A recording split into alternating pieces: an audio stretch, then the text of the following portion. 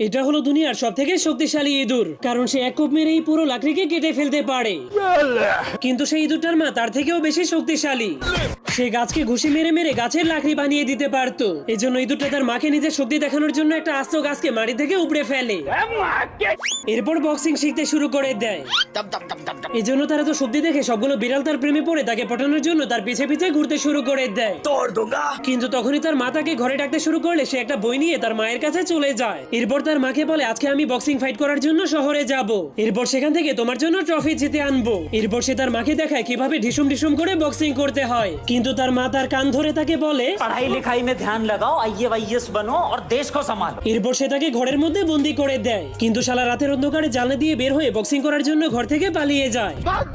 এরপর সোজা পৌঁছে যায় পৃথিবীর সব থেকে শক্তিশালী বক্সারের সঙ্গে বক্সিং করতে। তোর মরণের চুলকানি উঠছে। তো বন্ধুরা, পার্ট 2 তে তাদের বক্সিং দেখতে চাইলে কমেন্টে পার্ট 2 লিখে দিন।